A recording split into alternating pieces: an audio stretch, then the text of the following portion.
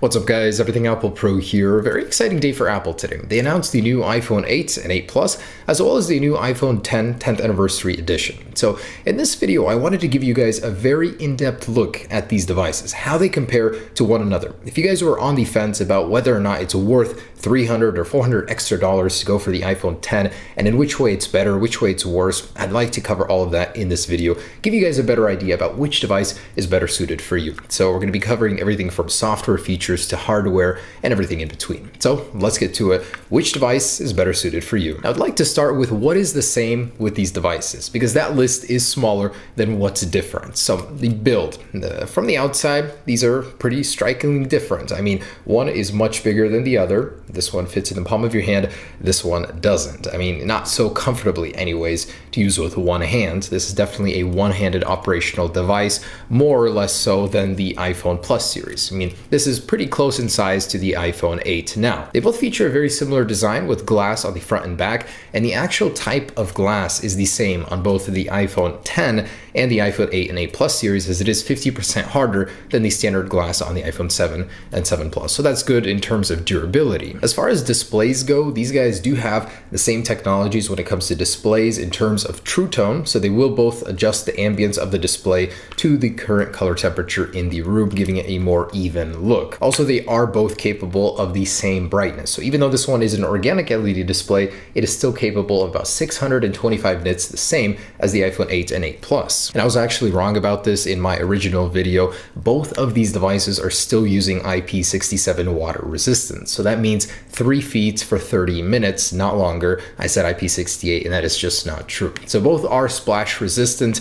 but definitely don't take them in the pool expecting them to survive. Now, the processing power across all three of these devices is the same. So you're going to get the Apple A11 chip with the Neural Engine and A11 Motion coprocessor on all three devices. So they'll all be just as powerful as each other, although it's not confirmed. The iPhone 8 though will be getting a gigabyte less of RAM compared to the 8 Plus and iPhone 10. Now, all of the cameras are 12 megapixel, although only the 8 Plus and the iPhone 10 will be getting the portrait mode. So using an improved version of the existing one, you're going to get that bokeh effect in some certain locations and pictures that you decide to use that on. All of the devices do have the improved flash unit with a 2 times better uniformity when taking pictures in the dark with that flash, so that's good. Both the iPhone 8 Plus and iPhone 10 do have the new portrait lighting mode, which is in beta. And surprisingly, all of the devices can do the 4K 60 frames per second and 1080p at 240 frames per second.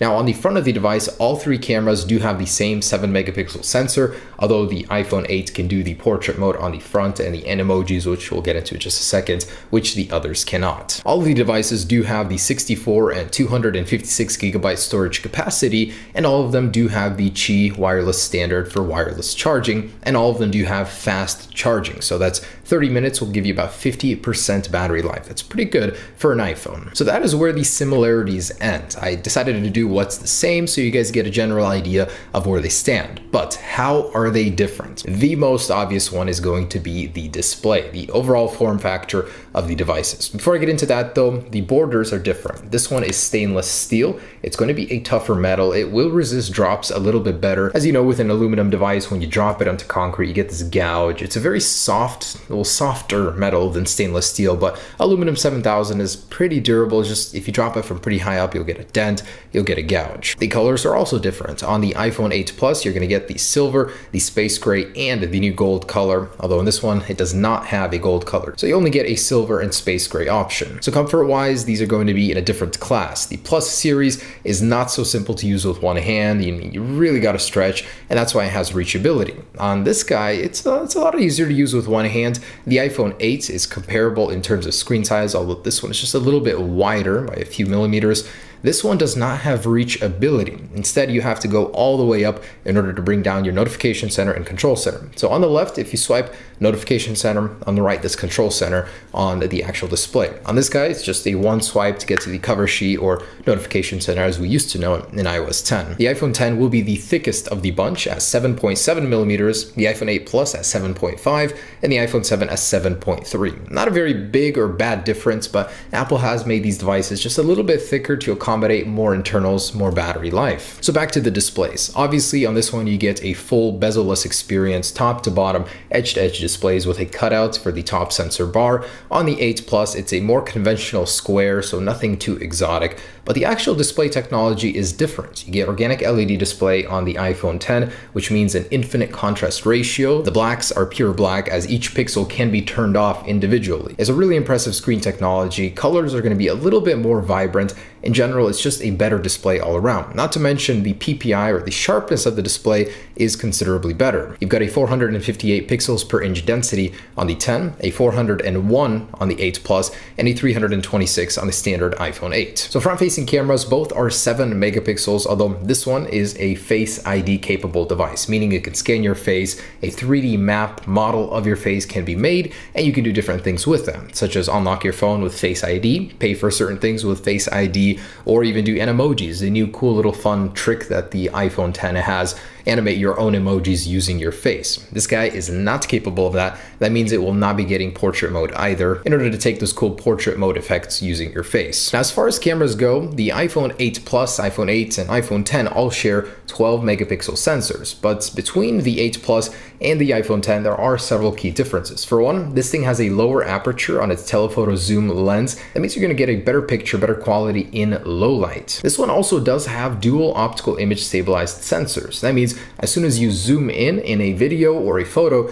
that image will be stabilized, where on this one, that's not the case. It's a lot more juddery. So if you do a lot of zooming, a lot of moving during that zooming, this one is going to be the better choice for you. And a couple of other things. So the whole Face ID versus Touch ID thing. The iPhone 8 and 8 Plus have second generation Touch ID, so same as the iPhone 7 and 7 Plus. Extremely fast, very convenient. You don't have to be looking at your phone to unlock it every single time. Just from the stage demo where Face ID was used to unlock the iPhone 10, it seemed a little bit slow. You had to be looking directly at the iPhone in order for it to be unlocked. So convenience-wise, it seems like there's a little hindrance there already. If you're used to the completely free, no boundaries Touch ID system where you can go ahead and unlock your phone while it's in your pocket without looking at it, that's definitely going to be more of a convenience factor there. I'm sure Face ID will improve with time, but right now it just seems a little bit slower than Touch ID, a little bit less convenient. And actually in the video demo, the video was cropped. Your games will be cropped. The sensor bar literally obstructs a portion of your content, whether you're viewing video or actually playing games. It was a little interesting for me to see that from Apple. I thought they would have cropped the top and bottom with black bars, but nope, it's literally just obstructing your content. And if you don't want that, definitely go for the larger plus size. Not to mention, these are not comparable. Your content will appear bigger on the Plus series phone just because it has more room to expand width-wise. This one is a very constrained device. Your content will definitely appear smaller than this one, even though there's more room with a taller display. Just something to consider. And then the topic of battery life. So all of them do have pretty good battery life. The iPhone 8 and 8 Plus have the same as the iPhone 7 Plus, and this guy has 2 hours better battery life than the iPhone 7. So where does that put it comparing it to the 8 Plus? The iPhone 10 will do an hour less internet usage time and video playback compared to the iPhone 8 Plus. So not too bad actually. 1 hour less for this huge display is not a bad deal. And lastly, price and release date. So the iPhone 10 definitely carries with it a premium over the iPhone 8 and 8 Plus, $200 over the iPhone 8 Plus, and $300 over the standard iPhone 8. Now, considering all that you get for those $300,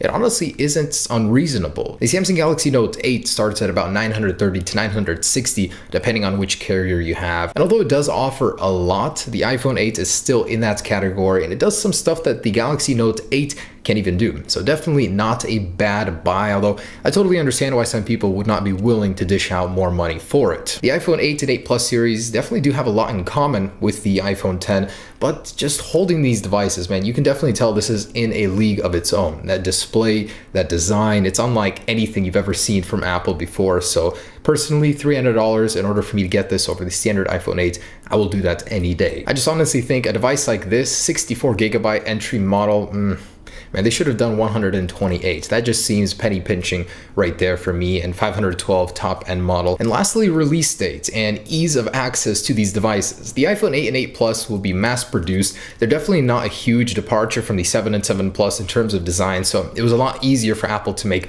a lot of them. That means they're not going to sell out as fast, and you'll probably be able to get one if you really wanted to. The iPhone 10 though, oh man, this thing will be extremely limited at launch, and it's going to be launching a little over a month after this guy. So November 3rd for this street day, September 22nd for these guys. So it will be releasing later. It'll have a smaller supply. That means it'll be harder to get in general. So if you guys definitely wanted to get one, the 8 and 8 Plus series would be easier. Just another reason to go for one of those. But the wait will be worth it for this one if you really, really want to. So there it is, guys, the iPhone 10 and the iPhone 8 and 8 Plus. They do have a lot of similarities, they do have a lot of difference, but depending on what you're looking for from these devices, it's definitely your choice. I'm choosing the iPhone 10 any day over these guys. So thanks for watching, guys. Hope you enjoyed this video. Hopefully it made your decision just a little bit easier deciding between them. Peace.